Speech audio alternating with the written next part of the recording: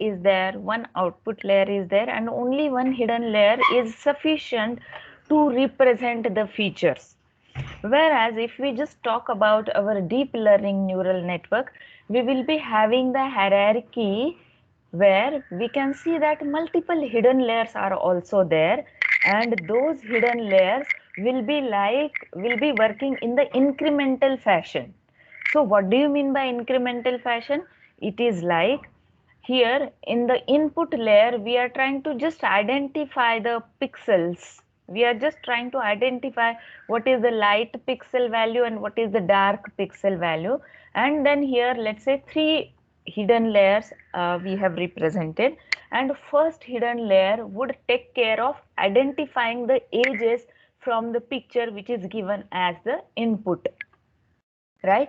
So first task or the output from the hidden layer would be how to identify the edges, and then the same thing, same results we are going to convey to the next hidden layer, right? So first hidden layer ka output becomes input for the second hidden layer, and then we are able to identify, we are able to combine the edges, and then we are getting more kind of edges from the input picture, right? If you just refer to the diagram carefully, we are able to now identify combination of edges and somewhat better quality of the representation of the picture. And then the third hidden layer, we can see that we can properly identify which is the eye region, which is the nose region, which is the mouth part, right? So this is how identification of the various facial features is possible again by the end of third hidden layer. So like that, you can have multiple such hidden layers which will ultimately give you more clear idea about this person, which is given as the input for our system. And at the last, we are able to identify by combination of various features, we are now able to identify that this person is George, right? So this was the identification or the classification task. We have tried to identify it using different hidden layers, right? So what is the motive of using different hidden layers? We need to have better information representation, right? So that is what this definition talks about.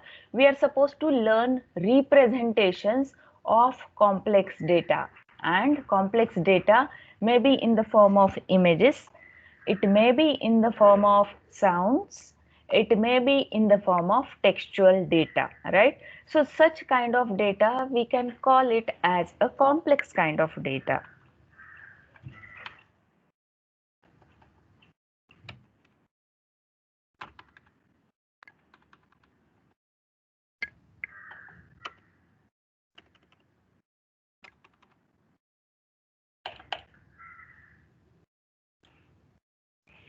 Then we have also discussed why deep representations are needed. So the goal is we are supposed to find out, we are supposed to get more information, right, which is a complex information, right? So from simple to complex kind of data representation is possible with the help of deep neural representation, right?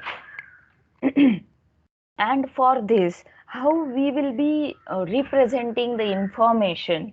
So that is why we will be using neural networks, and again it can be called as artificial neural network, since the whole concept is artificial intelligence, right? We are trying to depict, we are trying to imbibe the logic of human brain into a system. So that is why again the same principles of human brain and the neurons working, we are trying to follow here with reference to ANN. So ANN uses the processing of the human brain as the basis to develop different algorithms, and again the motive is to model complex patterns and prediction problems, right? So the common problem, very famous problem, whether that particular picture is of a cat or a dog, right? So just a 2-year child can identify कि वो cat है या dog है, but in order to develop that kind of system, we need to put n number of efforts to train our model, to train our system, right? So that is why it is a tricky problem to imbibe the logic of human brain into a machine. And based on this, we have seen different links. We have last time I have shown you the link with reference to neural network ka basic and with reference to different types of neural networks. And we have also seen that there are around 30 to 40 different kind of neural networks which are available. And from this topic, I would like to start with my today's session. So here we have seen that there are three things, basic things like input, hidden layers, and outputs, right? And how to then train the network. So how to tune different parameters, how to design and come up with a model. So how to solve this problem which is based on neural network. So that thing we need to deal with different parameters, right? So in neural networks or in any kind of deep learning model, it will be like how you will be tuning the parameters. So there are again two key terminologies with respect to neural network. First thing is parameter and the second thing is hyperparameter, right? So parameters and hyperparameters. So what is the difference between these two, right? So what is the difference between these two? If we just, I mean, you might have already come across these terminologies like weight and bias, right?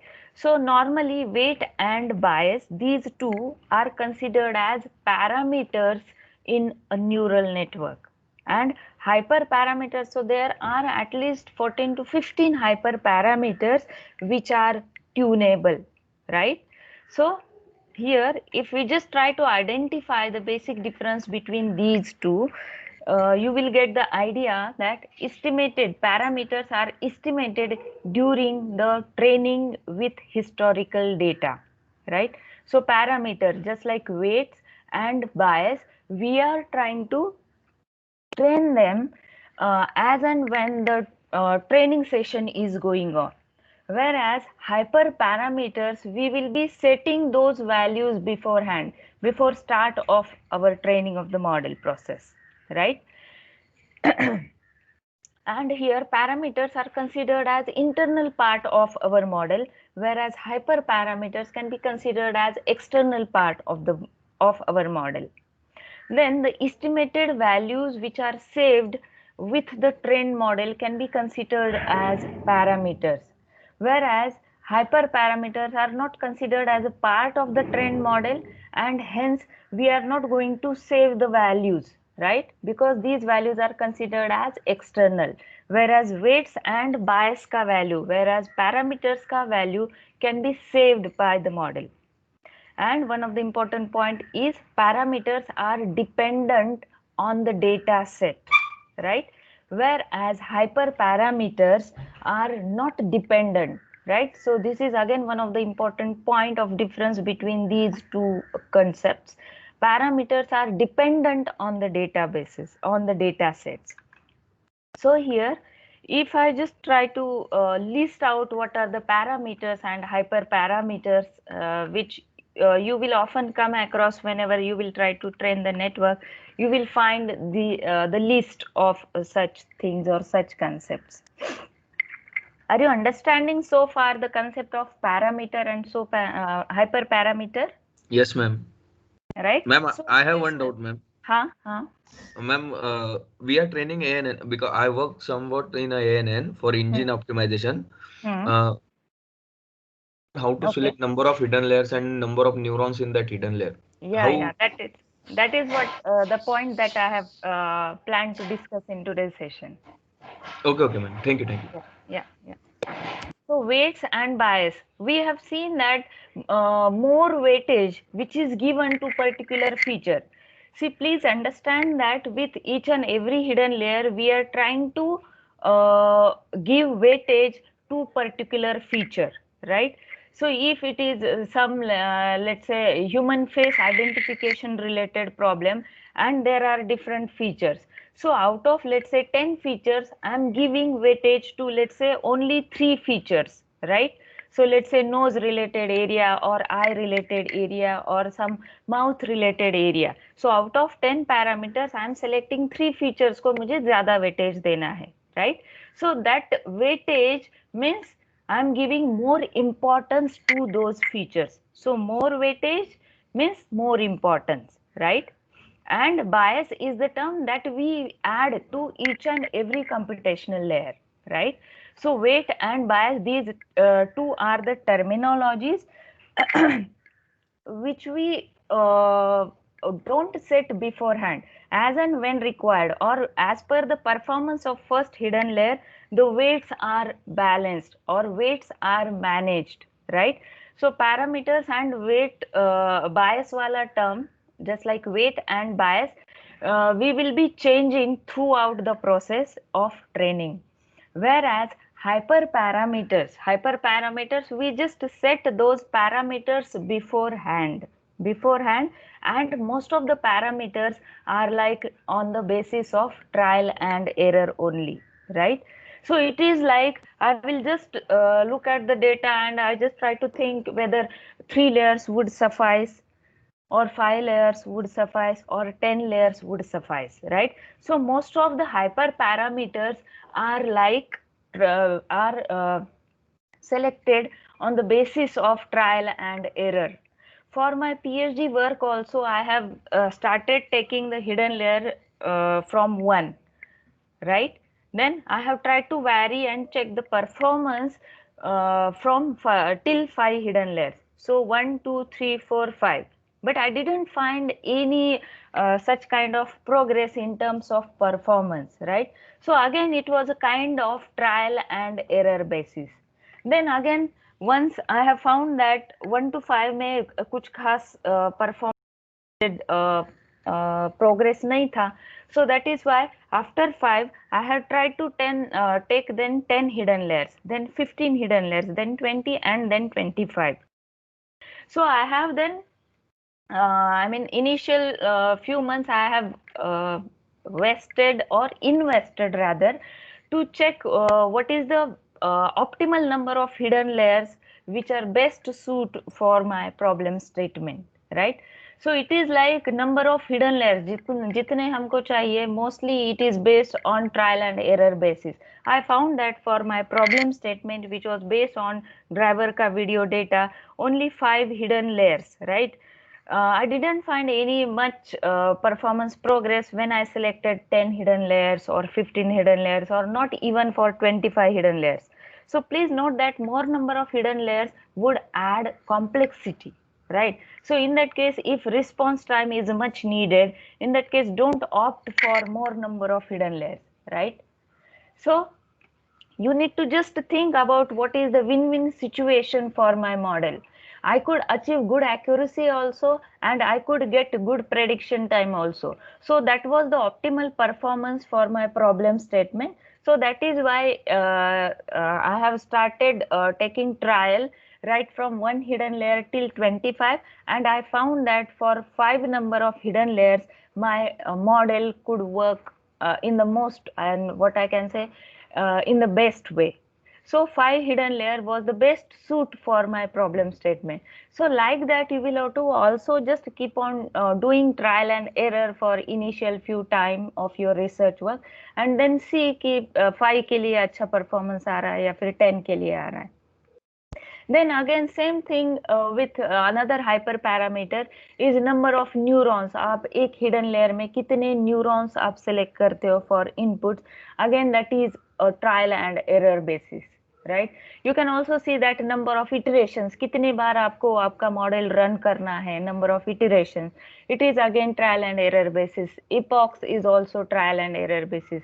So most of the hyperparameters we set beforehand, right? पहले से ही हम tune करके रखते हैं, but most of the parameters are like trial and error basis. And most of the researchers they are again trying to figure out कि if this is the problem statement, so this is the best possible combination of hyperparameter. We are yet to reach to that point, right? It is not like that 2 into 2 equal to 4, right? That means my solution would work for all kind of problem solution. It is never the case, right? Even if similar kind of data sets are also given, but it is not guaranteed that my same model would work in the best way for that problem domain also, right? It is also like case to case basis. And if let's say we can find that there are 14 let's say hyperparameters in a neural network, the most important parameter, if I mean again this is the reading in last few days, I have found that most of the researchers has they have given importance to learning rate. They have also seen that if you are having only one option to set hyperparameter out of these 14, you should just focus more on the learning rate, right? So learning rate is the most important hyperparameter that can be considered as the most important hyperparameter in neural network. We will be seeing its example, but just try to understand that there is a huge list of hyperparameters which will control the algorithm, right? And we supply the things with respect to these key values. Let's say batch size is again one of the hyperparameter. Batch size is again computed in terms of power of 2, right?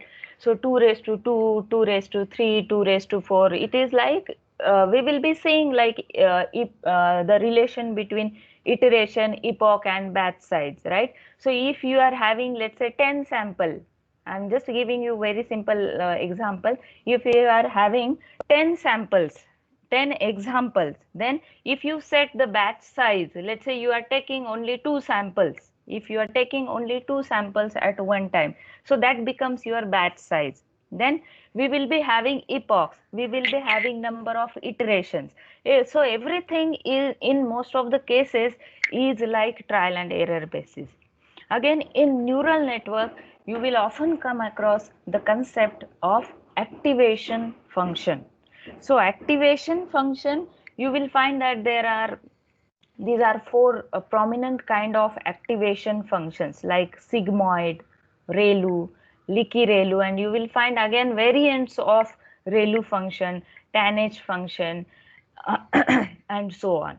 So the main goal of activation function is to add non-linearity to the model. So why non-linearity is needed? Because you are supposed to solve more kind of complex problems, right? So neural networks, what we have seen earlier, is the just extension of linear regression, right? Which is the simplest prediction model. We have seen that y equal to mx plus b, which is the simplest prediction model.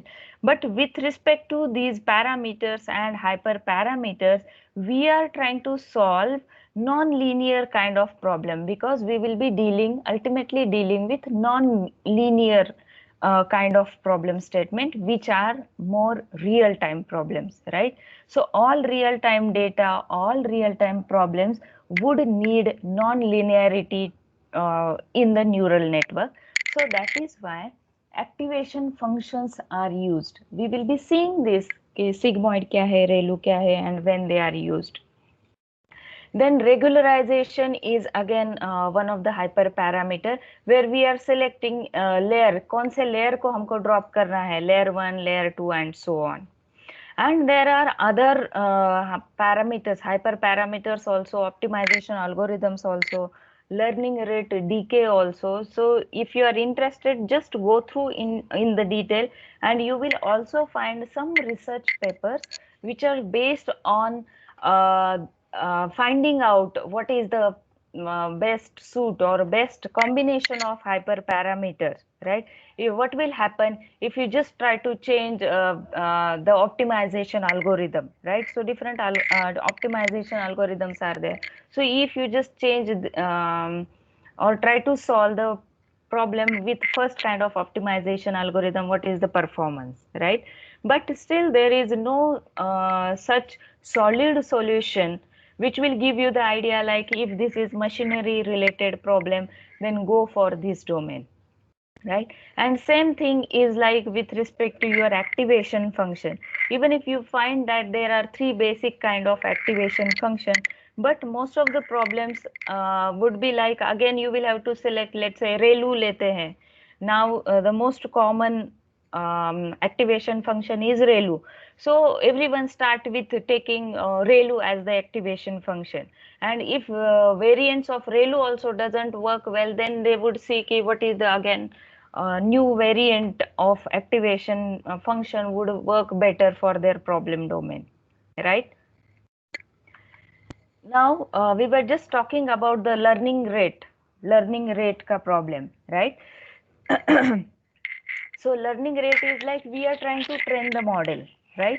So what should be the learning rate? And it is ideally kept in the domain, and the most common value for learning rate is zero point 0.1 or 0.01 or 0.001 or 0.0001 or maybe less or so, right? So it is like again trial and error basis, right? So what is going to happen if you are having less number of samples and if you are keeping a big learning rate, right? So big learning rate maybe let's say 0.1. So in that case, only these number of samples are there, and with respect to this big learning rate, you will not achieve that kind of proper training. You cannot train your model well if you just set the big learning rate for your data set, right? So big learning and small learning, we cannot directly say that this is the big learning rate or this is the small learning rate, right? So if we just consider taking, let's say again, small learning rate for the second problem statement, we say that our model is learning at a very slow speed, right? So how to come up with the optimal learning rate, it is again a problem, right? So for your problem domain, you will have to just take some initial rounds of trial and error, then only you can reach to a particular point, right? So for my PhD domain, for my problem statement, 0.01 was the ideal or the optimal learning rate, right? So if you just take the value big, again it is a problematic thing. You cannot train your model well. Again, if you take a small learning rate, it can be a problematic case for your model. So learning rate and gradient descent, you will again come across these kind of concepts, right? So deep learning neural network, it is trained using stochastic gradient descent algorithm. We will be seeing this concept like every time we are supposed to calculate the gradient, and accordingly we will have to reassign the weights to our model. So stochastic gradient descent is we can consider it as an optimization algorithm. Why optimization? Because we are trying to calculate the weight and accordingly readjust the weights. So it is a kind of optimization algorithm, and we try to estimate basically what is the error. So in the last session, I have given you the idea like we are trying to minimize the error rate, right? So how we can minimize the error rate based on the current state of the model.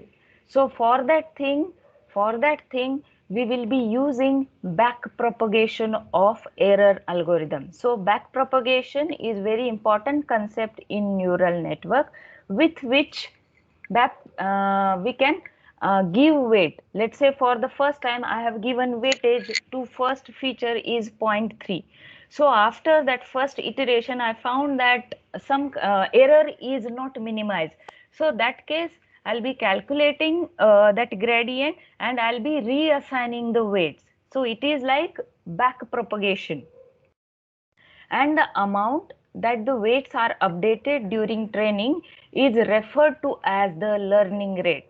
So now I think you will get the idea like what is the relation between learning rate, right?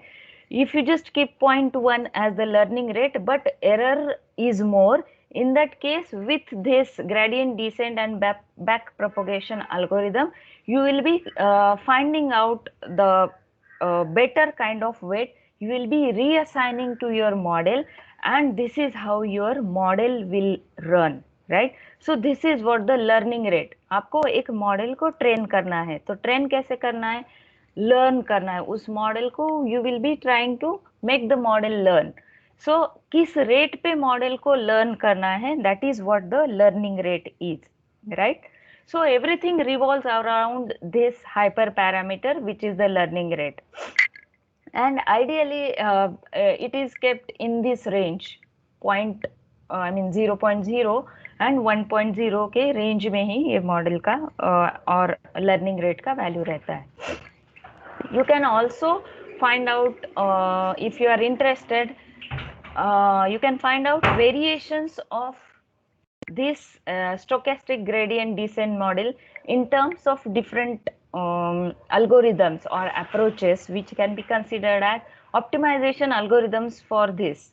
So ADAM is one of the stochastic gradient algorithm, RMS propagation or ADAGRAD. With these algorithms, you can find optimal number of parameters, right? So if you are interested, just keep on searching for these, and then you will get more idea about the concept of learning rate and gradient descent. So one of the problem in research community is how to optimize hyperparameters, how to optimize the hyperparameters.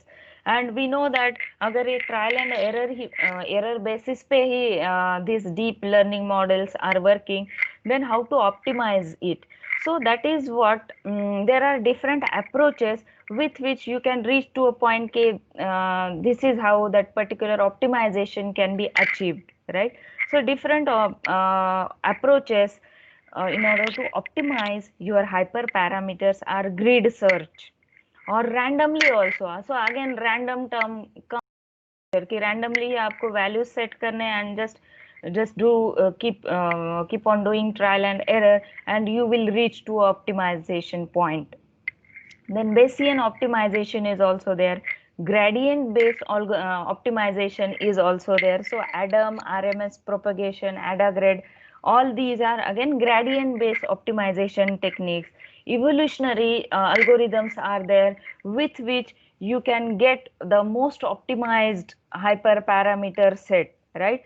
Let's say if you just choose 5 hidden layers, if you just put 0.001 as the learning rate, and if you just put 5 neurons in your model, so this is the best fit for your model. So this kind of optimized solution you will have to find out for your problem domain, right? So based on this, last month I came across, are you able to see my screen? Yes, ma'am.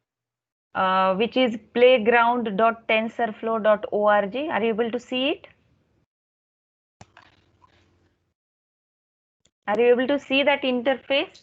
This is just a simulator just to give you idea, and you can, yes, are you able to see that? Playground.tensorflow.org. No, ma'am. No? Okay.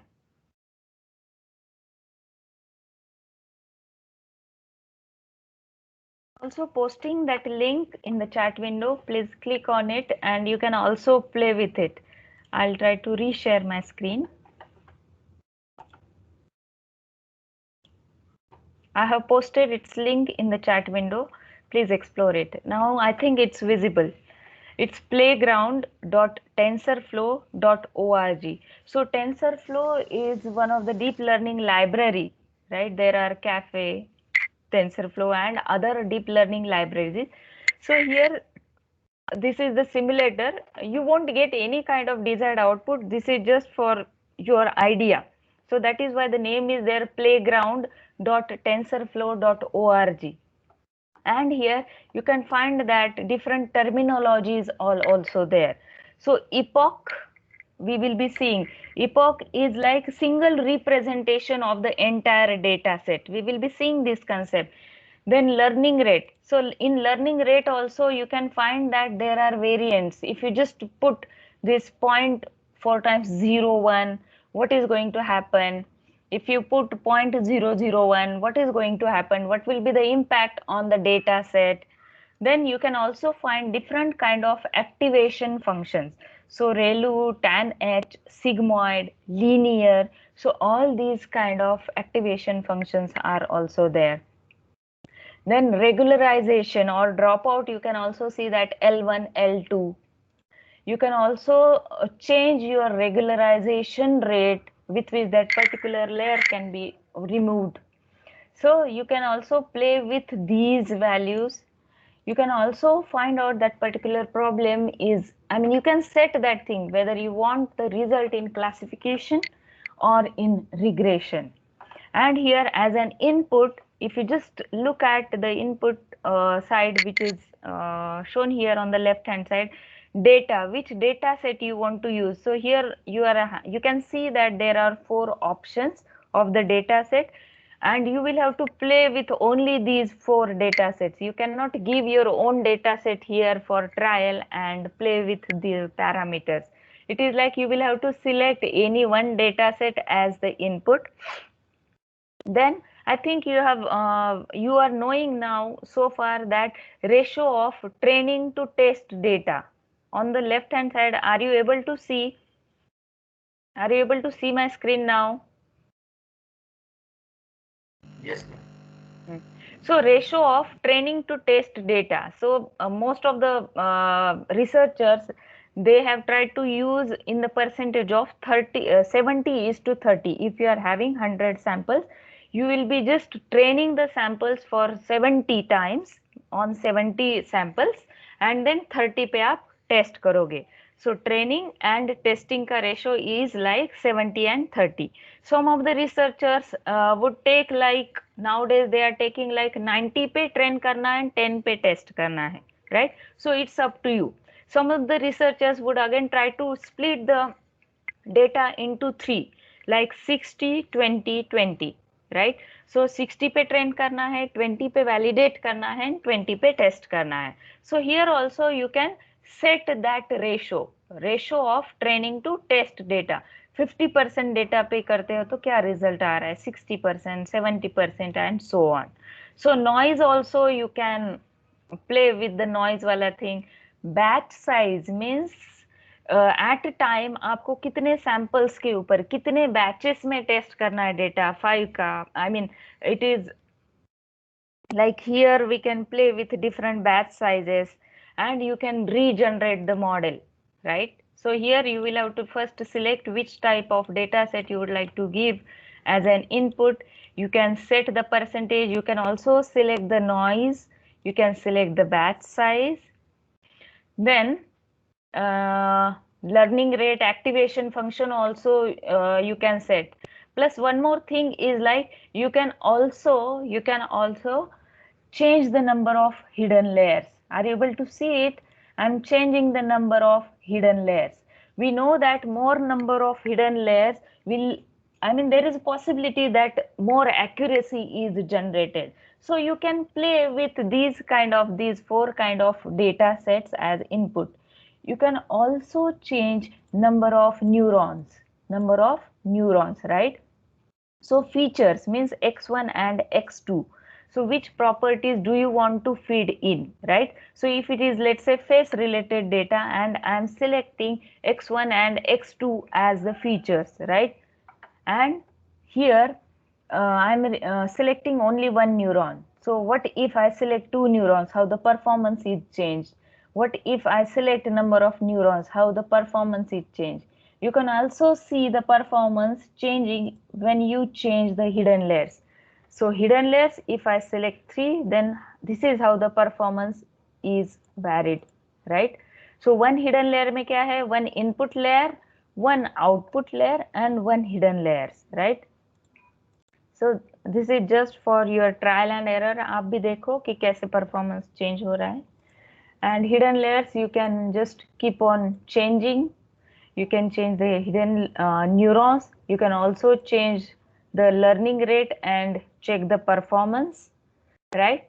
So this is a fun to change and test these parameters, and you can also see the output in terms of training loss and testing loss. Are you able to see this here? Right? ये जो output है उसके just ऊपर I have started this epoch on, right? And all the parameters have been changed here. So at particular point in the output, I don't find any such improvement, right?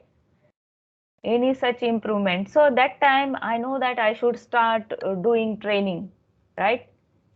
You can also select whether it would be a regression model or whether it would be a classification based model. And this is how you can see test loss is 0.59 or training loss is this thing, right? So training ka loss and testing ka loss is also calculated.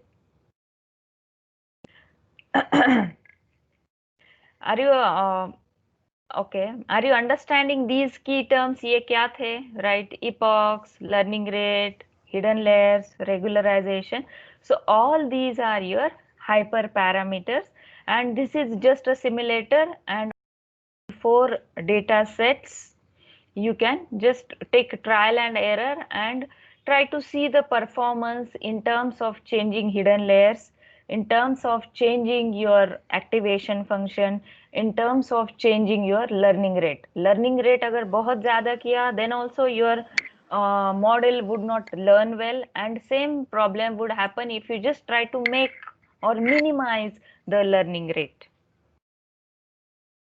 I have also posted this link in the chat window. In your free time, just explore it. I'm again back to the topic. Ma'am? Yes? What this test loss and training loss indicate? Yes, we will be just coming. Test loss means it is error that we have calculated or our model has calculated. And based on this, we will be having the terminology called as bias and variance. So I'm having those kind of things here. कि model का performance कैसे रहा, training में इतना error आया and testing में इतना error आया, मीन्स ये अच्छे से मॉडल ट्रेन हुआ है. It shouldn't be like training में you are achieving 99% accuracy and testing में you are just achieving 30% accuracy. So training and testing का loss means training में इतना error आया and testing में इतना error आया, right? So it should be like training में भी कम error आना चाहिए and testing में भी कम error आना चाहिए. We will be seeing these two terminologies in the next slide. Madam, are we solving the classification problem here? Yeah, I mean, it's up to you. It's up to you whether you want to just classify these two things. No, the output is a spiral. It's It is shown. classification. Yeah, classification we can see here. It is classification. Okay, so there are two classes. One is, Yes. I think they are color coded, Yes, blue yes, and yes, yellow. color coded. Yeah, yeah, yeah. Thank you, ma'am. Yeah.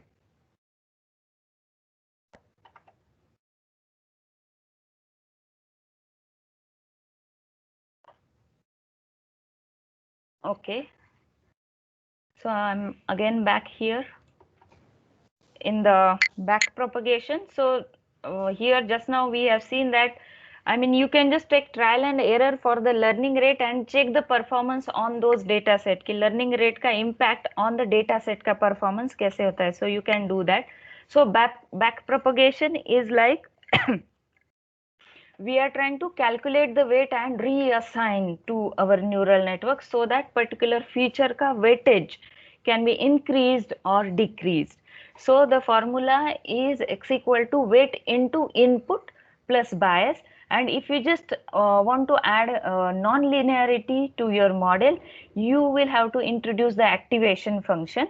So activation function may be sigmoid, may be tan H, may be ReLU, or any of the type, right? So activation function would add non-linearity to your problem statement. And ultimately what we do, we just update the weights and the biases in order to minimize the errors, right? Our motivation is to minimize the error in the classification, right? So that is why backpropagation algorithm plays very important role. Then vanishing gradient. Have you learned this concept in earlier lectures? Vanishing gradient ka problem? No, ma'am. Not yet? Okay. So vanishing gradient problem is like to find out the error at one point of time. So at certain point of time, you are not able to get any good kind of result, right? There is no such progress in terms of error improvement or in terms of performance improvement. That is considered as vanishing gradient kind of problem. We will be seeing this with reference to recurrent neural network also, but now with reference to activation function. So activation function is like there are three types: ReLU, sigmoid. These three are very famous types: ReLU, sigmoid, and tanh, right? So sigmoid function generally gives the output or the probability in terms of 0 and 1, right? So it is basically predicting the probability in terms of 0 and 1. Whereas tanh function, it will give you the probability in the range from -1 to +1. And if we just talk about our ReLU, which is the activation function, our most widely used activation function, it gives the probability starting from 0 till infinity, and it is able to solve more kind of complex problem also, and we can consider it as computationally efficient method also. So that is why most of the researchers start taking ReLU as their activation function, right. So here in CNN also, since most of the problems domain related to image processing and video processing, so that is why convolutional neural network is most widely used, and in all kind of convolutional neural networks, ReLU is used, right? So that is why we can consider as most popular also nowadays, but earlier sigmoid was used, or that was considered as most popular activation function. But again, you can take it as your problem domain or a data set based. So here we were discussing like sigmoid functions and their combinations generally work better in case of classification problems, right? So for simple classification techniques, sigmoids are used. And then again, sigmoid and tanh function, which is activation function, both these are facing the problem of vanishing gradient problem कि एक certain point के बाद you cannot see any progress in the performance. So that kind of problem is faced in both kind of activation functions, but ReLU doesn't have that kind of problem, so that is why it is most widely used. So as a thumb rule or as a conclusion of selecting any activation function, just start taking trial using ReLU function and then move to another activation function. If ReLU doesn't work well, then only go for another kind of activation function. And ReLU, maybe you can find n number of variants: leaky ReLU, randomized ReLU. One Swish naam ka ek activation function is nowadays also used. So you can search for again variants of activation function, but there are only three popular activation functions. Then with respect to iterations and epochs, so it is like batch size ka concept. So batch size means एक iteration में how many samples you would like to give, right? So if you just start thinking about the example where you are having 5,000 training examples and your batch size is 32, right? So you are having 5,000 samples and batch size is 32.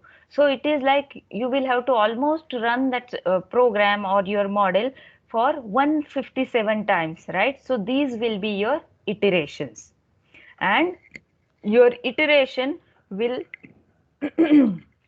will be having one forward pass plus one backward pass.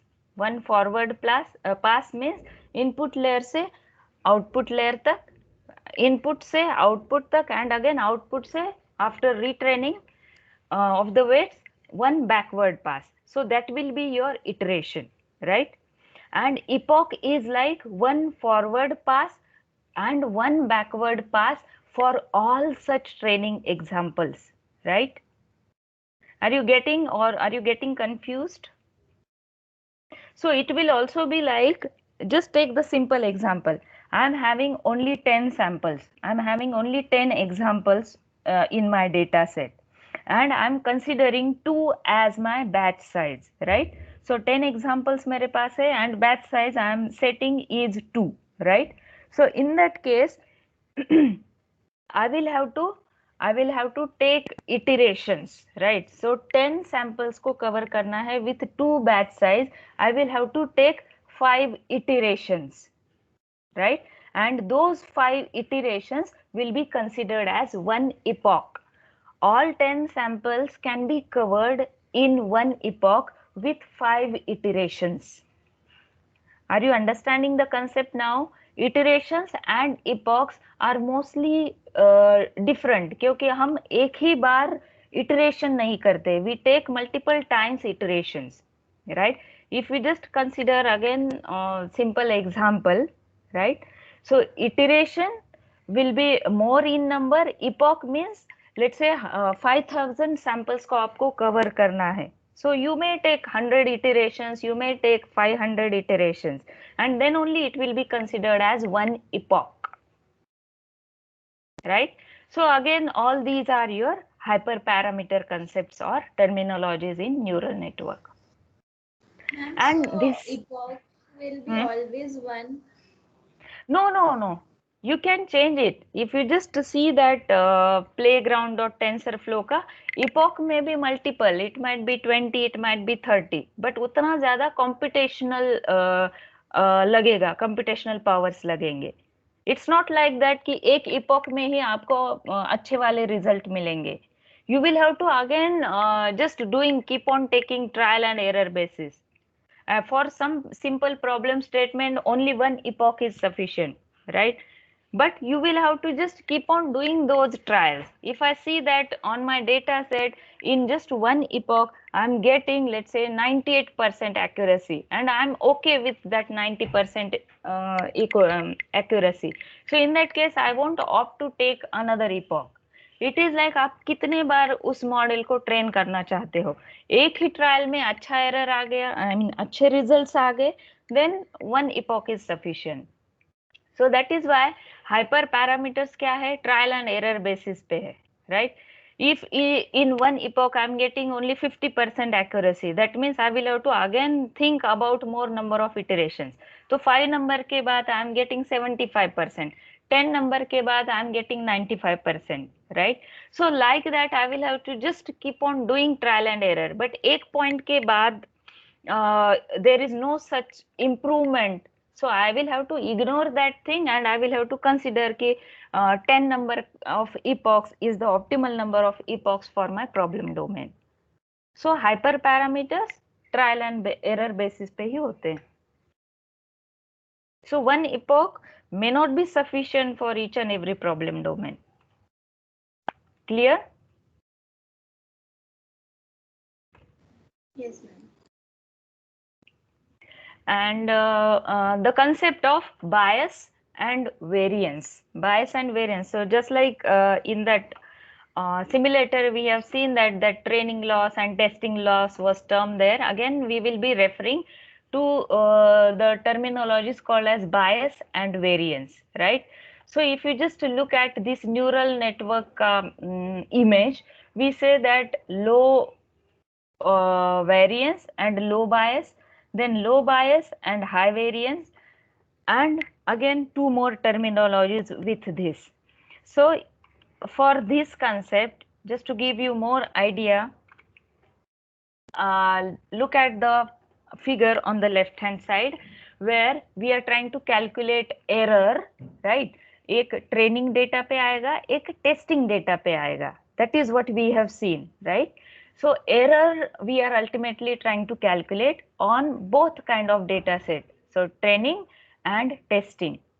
And the first consider is training पे 1% error आया, but whenever I test the model on the testing data set, I'm getting 11% of error, right? So training ka error and testing ka error, I will have to calculate differently. And 1% and in 11%, then that means there is a major difference. So I can say that there is a high variance, means error hai, right? Now the second scenario, if I have trained my model, I'm getting 15% error, and I have tested my model, then I'm getting 16% error. So 15% error and both 15 and 16 means error to zyada hai, right? Means I'm getting here high bias, right? High variance means बहुत ज़्यादा variance है training and testing में. High bias means I'm getting error in both the cases. Training में भी error आ रहा है, testing में भी error आ रहा है, which is substantially high, 15 or 16%. Now the third case, training में 15% error आ रहा है, testing में 30% error आ रहा है, right? So it is like high bias and high variance, right? But the ideal situation is training पे भी 0.5% error, which is very minimal, and testing may be 1%. So the ideal situation is where I'm getting low bias and low variance, right? So here is like, I mean, if you just talk with respect to that similar training loss and testing loss, I would say those terminologies would be dealing with error, कि training पे कितना error आया, testing में कितना error आया. So high bias, I think underfit and overfit wala concept is covered to you, but here with respect to this diagram, high bias is like underfit, high variance is like overfit. आपने model को बहुत ही ज्यादा train किया है, but the right balance is like low bias and low variance. And just like I have given you the idea, classical machine learning techniques, they may opt for 60-20-20, means training wala data set 60%, development or validation के लिए 20%, testing के लिए 20%, right? So it's up to you. Some of the new deep learning data set, they would also think to train on 98%, right? So training 98% पे, then validation on 1% and training on 1%. So this percentage is also like, you will have to think what could be the optimal fit for your problem domain, right? Then how to avoid overfitting. Overfitting means this is very classical problem of machine learning or deep learning. So how to overtrain, how to avoid that model from doing overfitting. So there are some approaches with which overfitting problem can be solved. If you are interested, just go in depth. You will find again n number of research papers. They have tried to adopt cross-validation technique for particular problem domain, and they got some kind of results. Again, they have adopted some kind of approach. Let's say they have tried to remove some of the features, right? They have tried to remove some of the less important features, and they have tried and tested the performance of their model. Some of the researchers, they have also tried to incorporate using combination of some of the techniques, let's say random forest and decision tree ka use karke, they have tried to check the performance and compared with the existing one. So there are different approaches, and early stopping is also there. If you find that after, let's say, 10 iteration your problem is not giving good accuracy, then early stopping is also required, or it is adopted by some of the developers. So there are different approaches with which you can avoid this overfitting problem, right? Overfitting means overtraining. Your model is not giving you more accuracy at that particular point of time. Now I'm done with neural network basics. I would like to start with different types of deep neural network techniques. Are you clear so far till this part? Madam, will you please show the previous slide? where high bias, low bias. Yeah, Please, yeah, just a minute. yeah, yeah.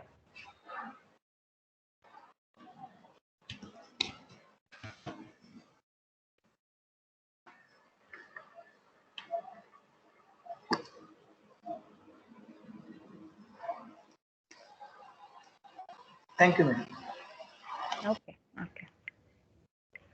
So the ideal condition as far as calculating loss or errors is concerned, like there shouldn't be more difference between error ka, I mean training ka error and testing ka error, right? So let's say here in the second case, 15% and 16%.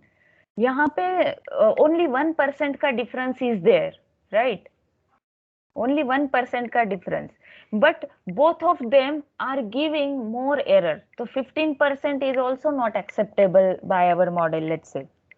So the ideal condition क्या है, ये training and testing के error में भी बहुत ज्यादा difference नहीं होना चाहिए एंड ये भी कम होना चाहिए, एरर भी कम होना चाहिए एंड इन दोनों का डिफरेंस भी कम होना चाहिए.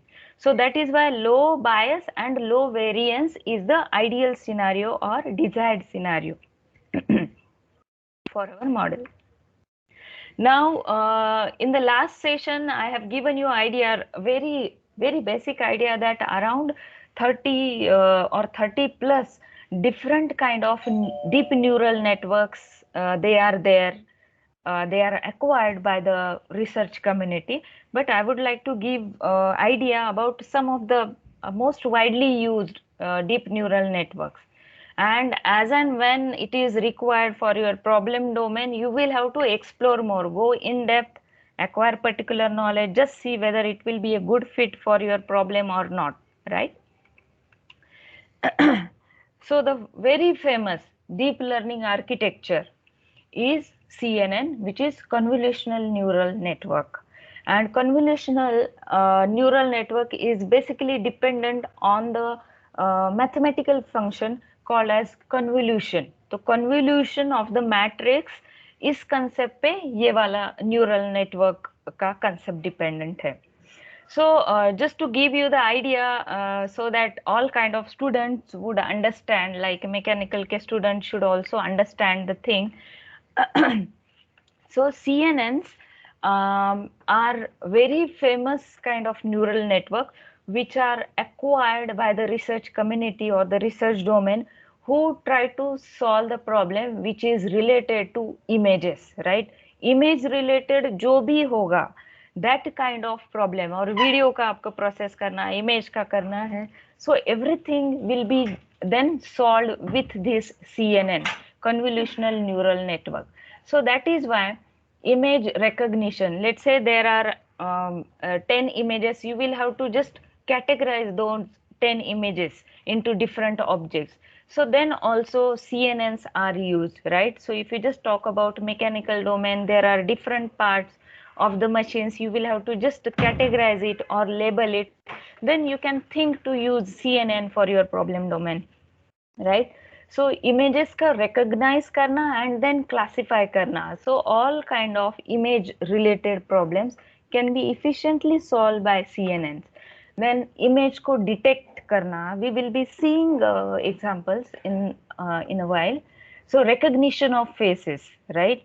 Or if it is just video related data, then you will try to just take those videos, divide it into frames, and then ultimately giving those videos in the form of images. So how you can then process those images which are multiples in number. So those kind of problem domain, they would acquire a neural network which is capable to work, right? And the most prominent one is CNN. So it is also called as ConvNets or CNNs.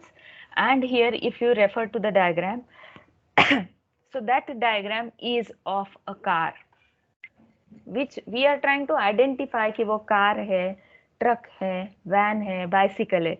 So there are different categories and out of let's say 10 categories, the input image is of which category. So here is like multiple class categories of the output data is there, and we are just trying to use CNN and different layers to identify कि input image car का है, I mean 10 में से एक किसका है, right?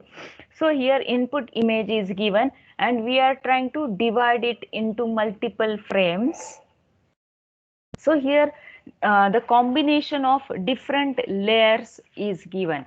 So in convolutional neural network, combination of layers is like convolutional layer, ReLU layer is again there, ReLU, right? So just now we have discussed. Pooling layer is also there. So it is like we will have to combine these layers, right? So convolutional plus ReLU. Then we are using pooling layer. So pooling layer will try to pull only important features, right?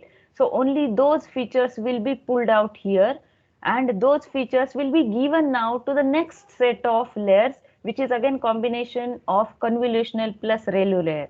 It is not like that this flow is set. It would apt for all the problem domains in images. Please note that thing, right? So convolutional plus ReLU, then pooling, then convolutional plus ReLU plus pooling, right? So all those initial level layers will work on the feature learning process, right? So there are two parts in the architecture. First part is how we can extract features, right? So first part of CNN is based on how we can extract features. ये जो car के images है इसको identify करना है, right, with the help of different features. So that is why with the help of layers like convolutional layer, pooling layer and other layers, we are trying to extract features. We are basically try to learn features from the data which has been given as an input. So this is what the first primary task of CNN, right? So feature learning का एक task है and the second task is of classification. जो भी features we have acquired earlier, we are supposed to classify it or categorize it into different categories, right? So here also we can see that some of the terminologies called as flattening of the features, so that we will be making it in the form of vector. Actually there is a lots of math involved in CNN, right? So flattening of those features which was earlier there in matrix, now we are trying to combine it in the form of vectors, and then we are trying to represent those features in the form of fully connected layer, right? So till this part we have tried to acquire all the features, and the last part becomes using this softmax classifier, which will be working on the basis of multiple classification techniques, right? Multiple categories are there. Let's say car, truck, van, bicycle, human being, anything. So this softmax classifier will work on the earlier features, and it will try to see कि जो भी features है they are trying to match कि car के साथ 80% feature matching हुआ है, truck के साथ 20% features are matched, right? So some of the features of car are identical to truck वाला part, so 20% matching is seen. Van के part 25% matching is seen. Bicycle के साथ 1% matching is seen. So like that, at the last we will be getting probabilities, right? कि कितने percent match हुआ है, car के साथ 87 है, ट्रक के साथ 30% है, वैन के साथ 20% है, and like that. So this is how softmax classifier will ultimately generate the output like input image is of a car, right? तो जिसको ज्यादा percentage मिला है, right, that we have calculated so far with these feature learning and classification mechanism, accordingly the output layer will give us that input feature is of a car, right? So in CNN,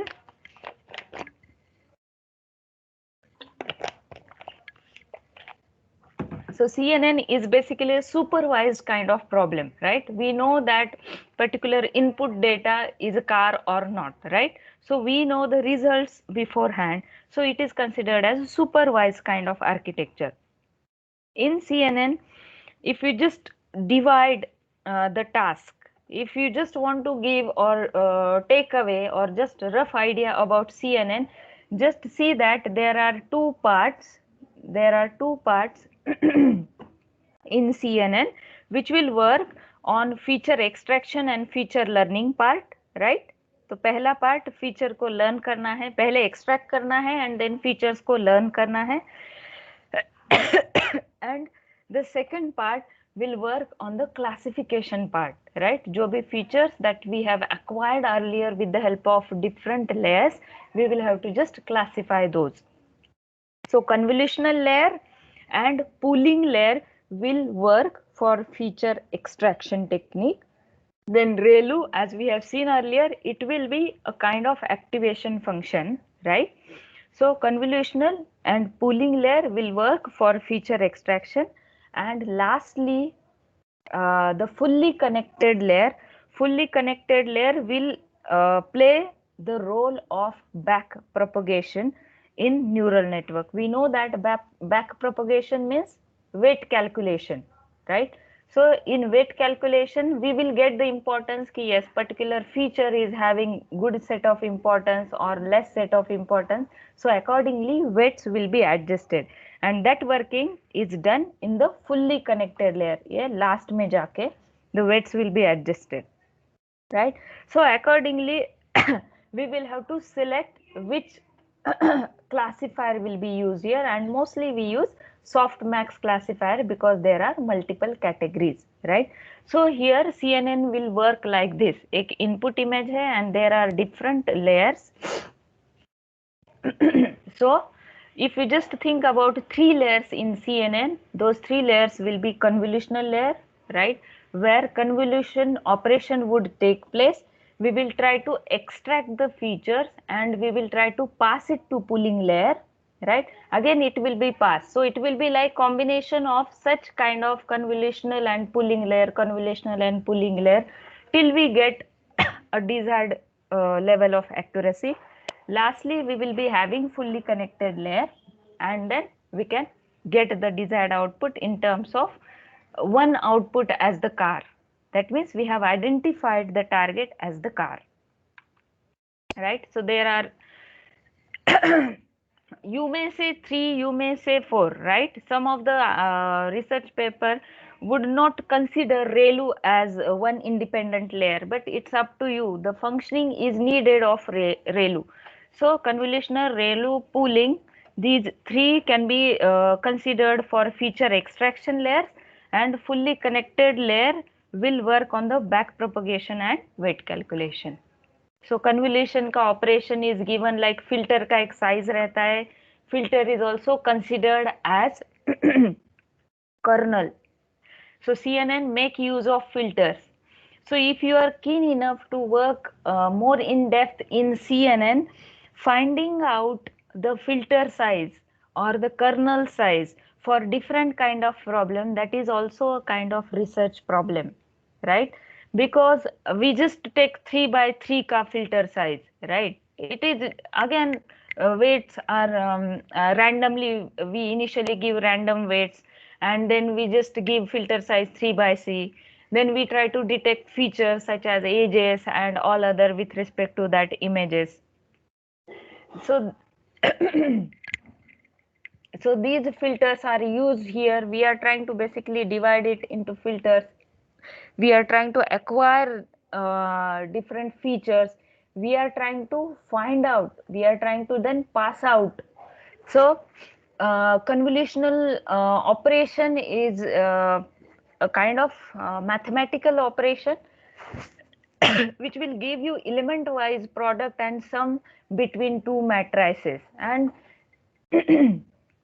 here we will try to give, let's say we are trying to calculate 4 and minus 4. This is what the calculation that we have got through the kernel operation, and then we are trying to give this minus 8 as output. for the next set of layers. So this is how the convolutional layer would work. Then algorithm or the basic algorithm for CNN is like we will be dividing number of inputs and outputs, defining that thing. We will be initializing models parameter, and the loop that we will be running is forward propagation loop that will calculate current loss. Then current gradient will be calculated for backward propagation.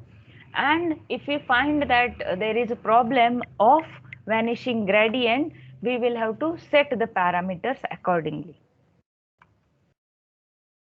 Then again, there are certain parameters. I mean, this is too much detailing of the CNN, like convolution filter size, how many number of filters, what is the padding size, what is the stride 1, 2, 3, that can be changed.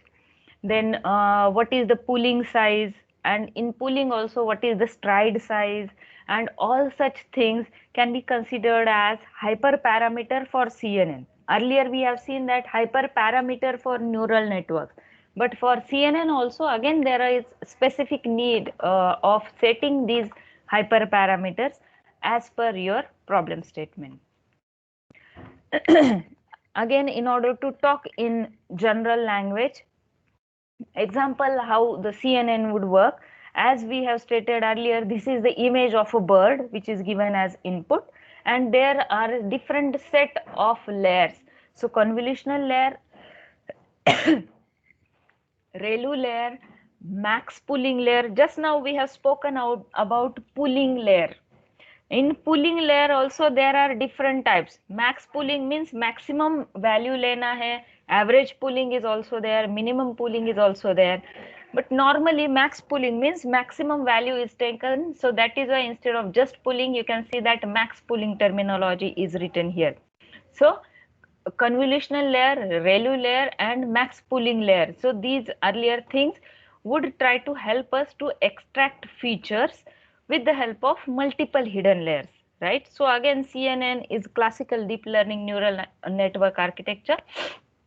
We will be making use of multiple hidden layers, right?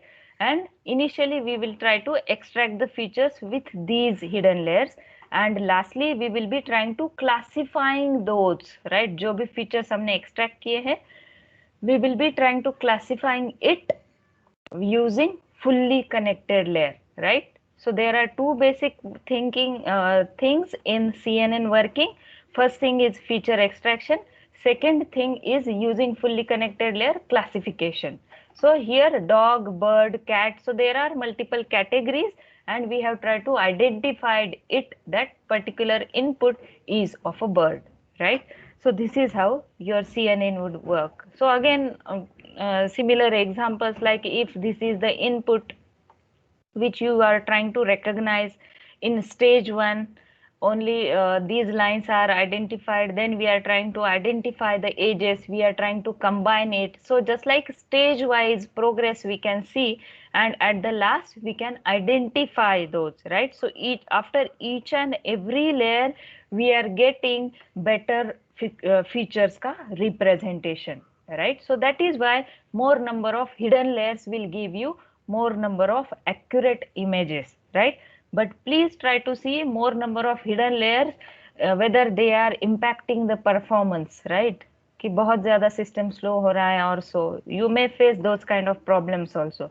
So that is why reach to a point कि 92% is accuracy is okay for my problem statement, and you may stop increasing number of hidden layers after that point. So here also facial recognition ka example is given with respect to CNN.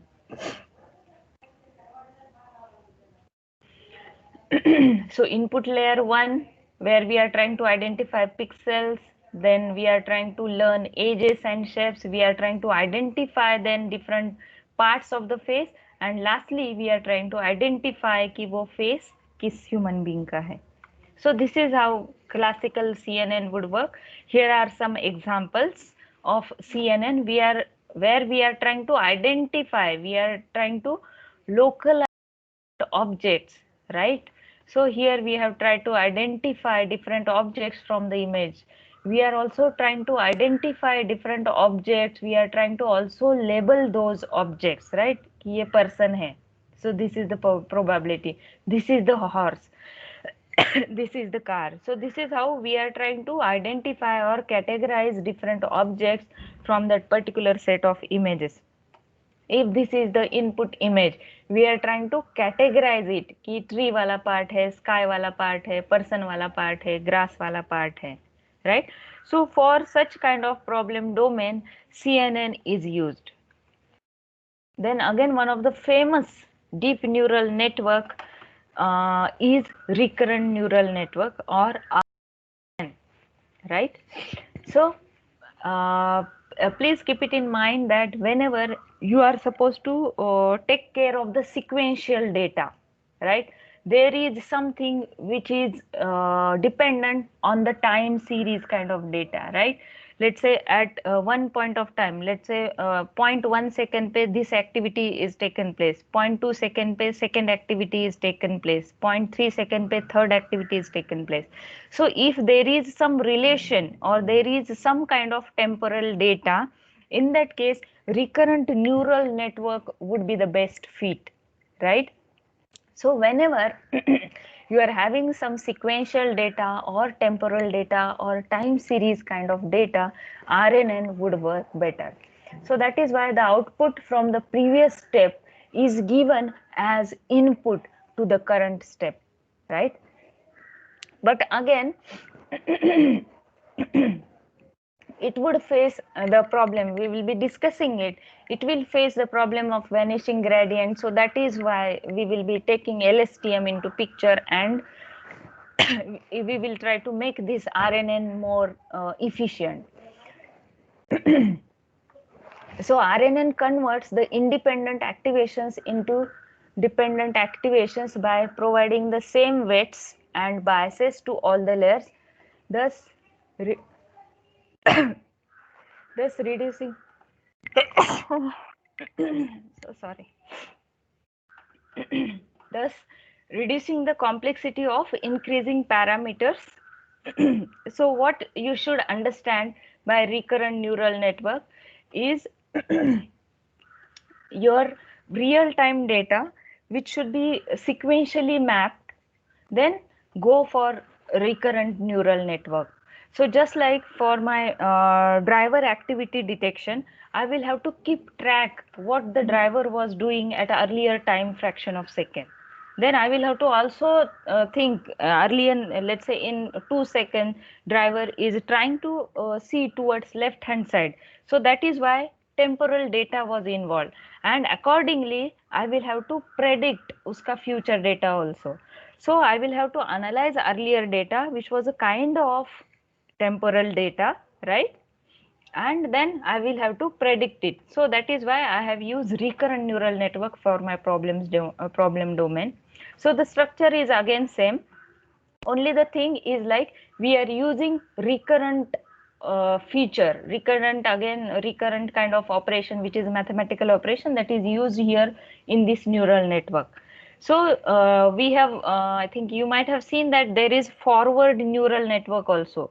Means from A it will go to B, from B it will go to C, from C it will go to D. It is a kind of forward neural network.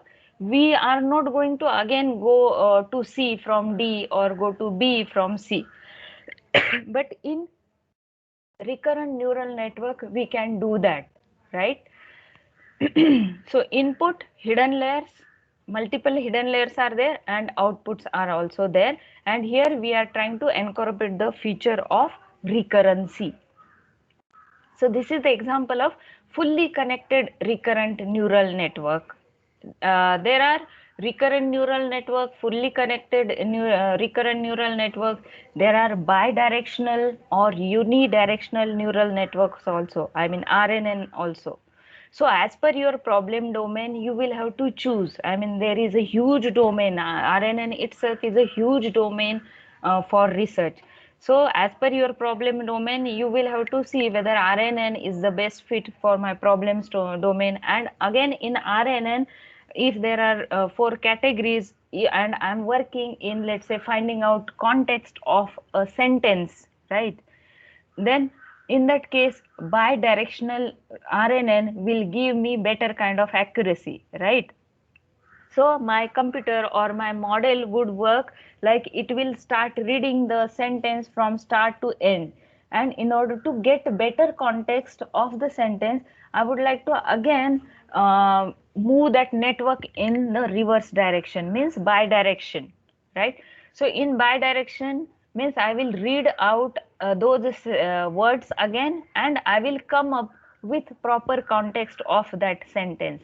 So this is how I can make use of variant of RNN for my problem domain. So if it is bidirectional is more suitable, then go for it. So you can explore varieties of RNNs as per your problem domain. So it is like it takes time series data as an input, and the output from the certain time step input will be the input of the RNN together. So it works basically on the principle of recurrency.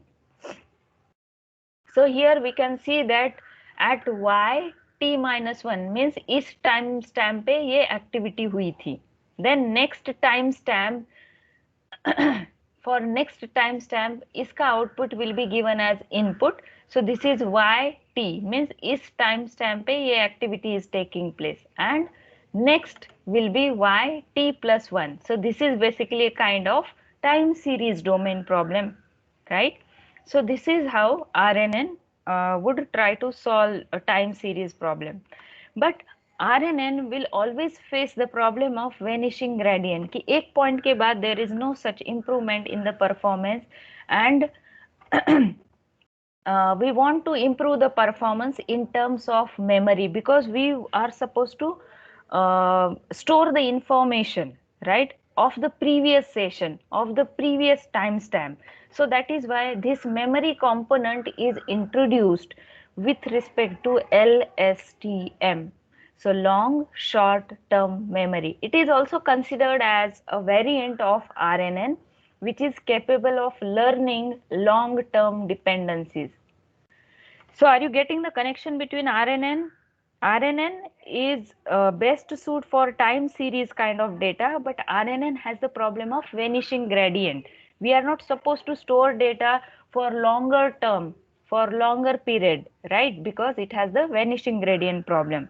To sort out that problem, the variant of LSTM has been introduced, and I have also used it for my problem domain.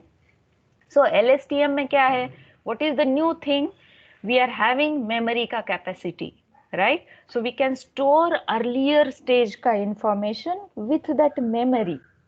So LSTM are a special kind of RNNs which are capable of learning long-term dependencies by remembering. How we can how we can incorporate this feature? By adding memory factor to neural network, right? So here for longer period of time, we can incorporate the things. So step is like step 1, we are supposed to decide how much past data we will be using for our problem domain.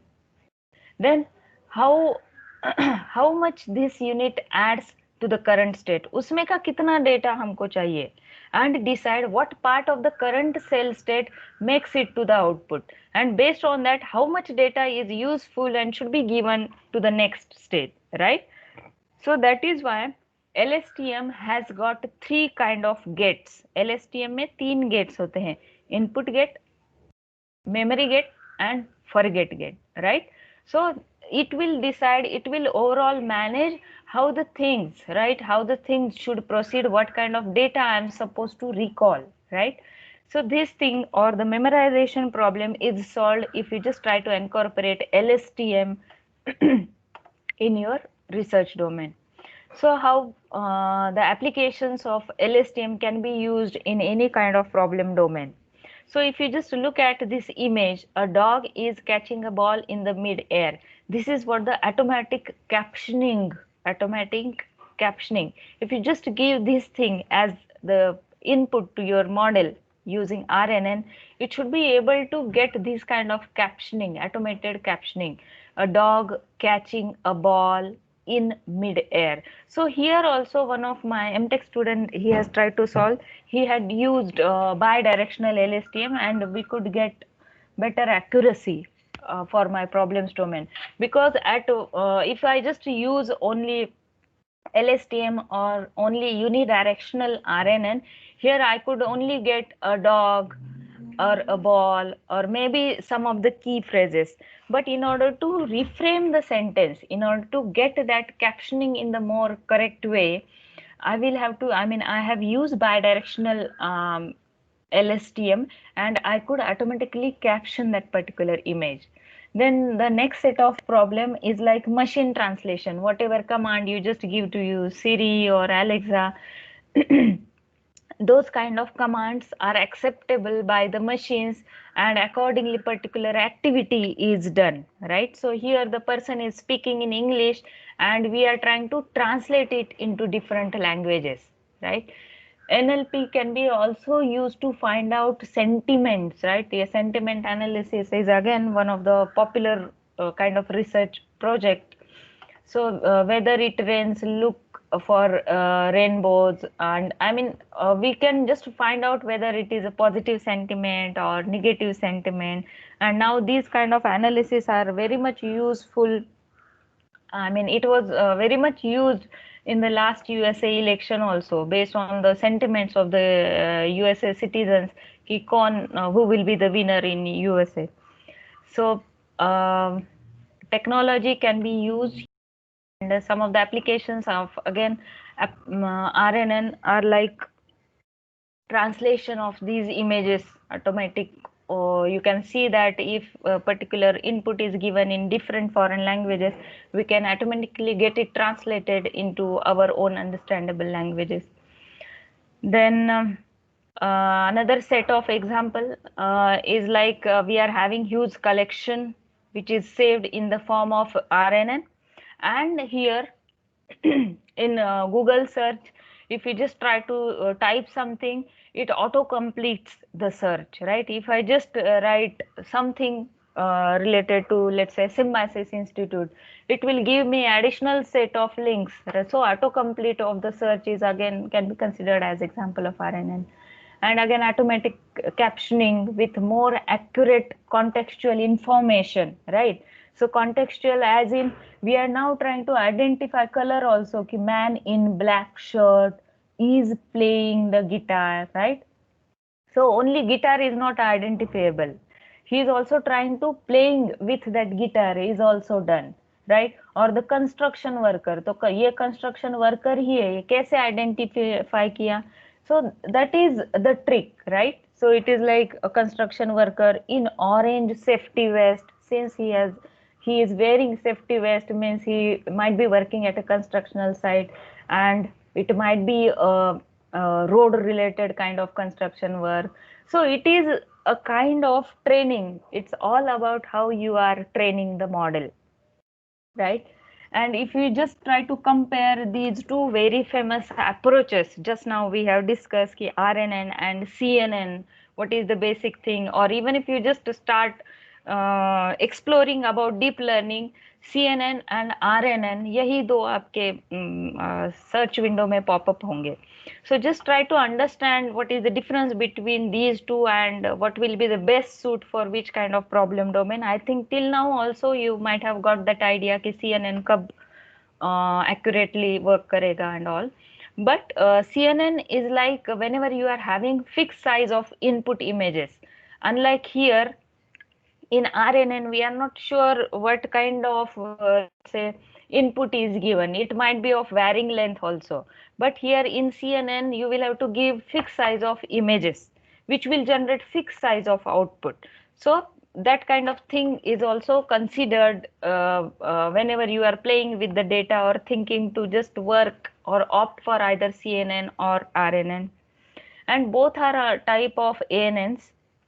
Both will be having multiple hidden layers, but RNN can use internal memory to process arbitrary sequence of images. So just like I have given you the idea of LSTM with reference to RNN, we can incorporate memory feature also here in RNN. So sequential data is most preferably used, I mean, it uses RNN to solve their problems. So CNN uses connected pattern between neurons, and it is inspired by the organization. I mean, like connected patterns means if this is the edge, this might be the vertex. So that kind of contextual logic can build in better way if you just use CNN. Then, as we have discussed earlier, for time series data or sequential kind of information, let's say here I'm typing happy. I'm just typing happy. The next word comes is birthday, right? So it will be like contextual kind of or sequential kind of information that is generated by RNN logic. Then it is used when there is analysis of image kind of data. So the basic difference between or the basic application domain for CNN and RNN is like image related आपको कुछ भी करना है, images or video related objects को identify करना है, classify करना है, then go for CNN. And if you would like to go for some kind of sequential analysis with respect to text or speech or any activity, then go for RNN, right? So this is very rough concept of these two, but as per your problem domain, you will have to think. For my PhD work, earlier I have used RNN, LSTM. Then for my last objective, I have also tried to combine RNN with, CNN with LSTM and CNN with RNN2, and I have checked the performance. And I think I should take the next types of deep learning techniques in the next session, which is planned for next week, because again we are having different types. Okay, so there are, I mean, I'll be taking 4 to 5 very popular deep neural network types. So 2, CNN and RNN I have covered earlier. Then in the next lecture, I will give you how these neural networks are evaluated, which kind of application, or if you just refer to this slide, you can think about the application in which you are planning to work, and then accordingly you can choose the problem domain. I would also like to give you the idea about the deep learning libraries and how you can then keep yourself updated. I would also like to give the idea about the research trends in detail. So for my next session, I'll be just giving you 2-3 more types of neural networks, how they can be used. And I would like to give more idea about future research trends that can be part of your maybe research project for your PhD, or maybe if you are working in different organization, you may work with your BTech or MTech students. So I will be giving idea on that part, and ye wala part, don't miss out this part. I'll be giving you idea like how you can stay updated with respect to current state of the art with the technology in machine learning or deep learning. And in the next session, I would also give the PhD topic, my PhD topic, detailing how I have used it and what kind of results I could achieve. So that's all from my side for today's session. Is there anything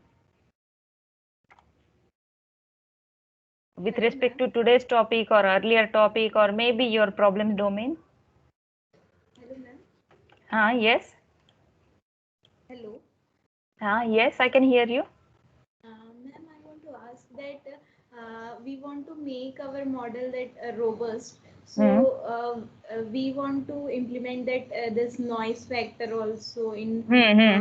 So we can use that noise factor in the parameter side or in later stage. Noise का ऐसे है कि minimum noise will give you better kind of accuracy, but since you are trying to make your model robust, just keep on varying the noise ka level also. What if the noise is, let's say, 0%, how your model is performing? What if the noise ka level is now introduced to 10%, how the model is performing? Actually, you should try to aim for the robust kind of model, because if you are working on one data set and that is very much clean, there is very less noise, and there I'm getting 95% accuracy. But if you are trying to just there check the same model on another kind of data set where a noise is there, much noise is there, and there you are getting 30% accuracy only. So you cannot say that it was a good model, even if it worked well for your problem domain where zero noise was there. So you should try to just see how the effect of noise is there in your domain. So we have to put it in feature. Yeah, it is just like I have told you earlier, hyperparameters may you will have to just keep on doing trial and error and see the best fit. And it is never like that 90% is the best accuracy that you could achieve, right? You will have to see, think about the optimization part. Okay, ma'am. But in your case, how much accuracy will means at Yeah, last? yeah. The base paper that I was referring, it was showing the accuracy till 92%. So it was pretty good, but with some pre-processing techniques, I could improve it. Then some of the algorithms which I have tried to incorporate, like I use eye gaze algorithm, so where drivers eye gaze can also be captured, and accordingly I could improve the accuracy. So I could reach till 97% accuracy.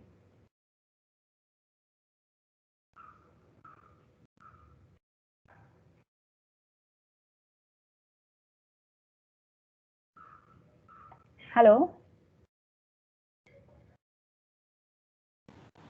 Yes, ma'am. Okay. Okay.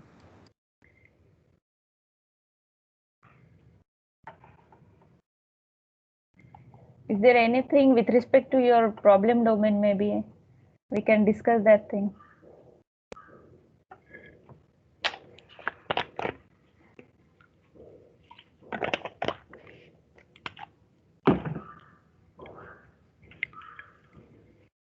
And one more clarification from my side.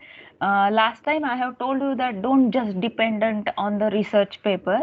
So it was in the context like research papers, even if you can see that there are good research. Yes, research papers are good, and one good research paper has the potential to change your PhD topic. So same thing happened in my case.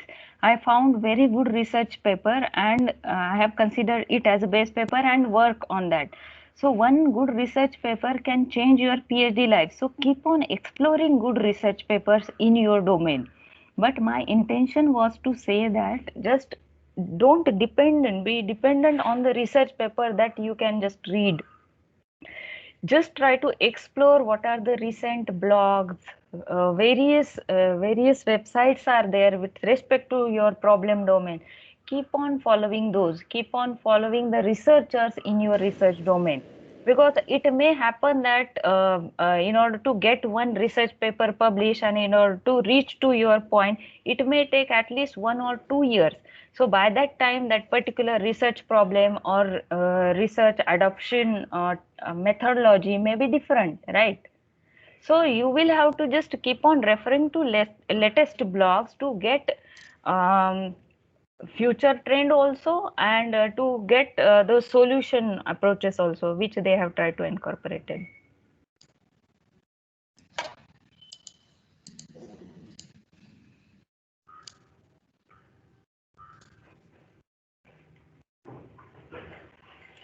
Good morning, Satish. Good morning, ma'am. There are some questions I think in the chat box there. Which is the best method? Oh, acha. Sorry, I missed out. Okay. Which is the best method for prediction analysis of failure based on experimental results? So again, it will be dependent on the data set, right? Because in this domain, if it is, I mean, that problem can be solved by machine learning techniques, and you don't have that images with which you are trying to predict failure of that machine. You are having some kind of tabular data. In that case, your normal SVM or random forest kind of techniques would work better, right? But if you are doing that failure analysis of image wala data, then you will have to definitely look for deep learning techniques, CNN or so, or maybe combination of those.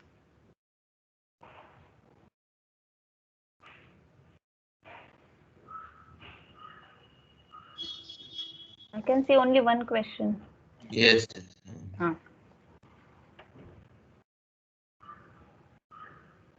Okay, so no more questions?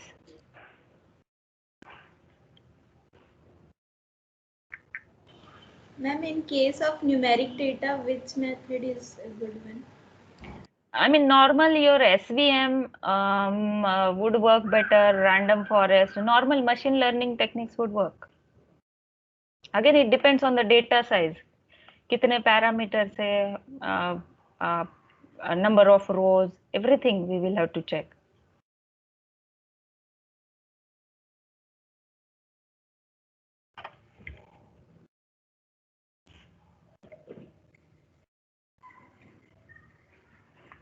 So for my problem domain, I have started checking or testing the performance using traditional machine learning technique also. I have started checking the performance starting from SVM. So those machine learning techniques could not generate result well. So that is why I then checked the performance with respect to deep learning techniques and I could achieve a good accuracy. So I'll be showing that thing कि result कैसे vary होते हैं if you just adopt machine learning techniques or algorithms and if you adopt deep learning algorithms. I'll be showing that thing in the next session.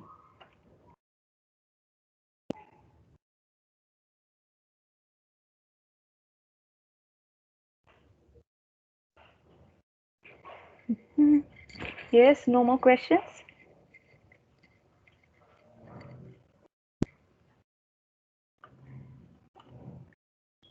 Okay, so I'm leaving this meeting now. If you are having any difficulty or anything with respect to your problem domain or data set or the methodology, you can discuss with me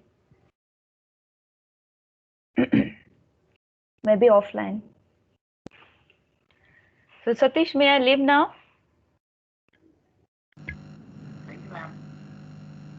Okay, thank you so much. Thank you, ma'am. Thank you, ma'am. Yeah. Thank you, Bye. ma'am. Yeah, yeah. Bye.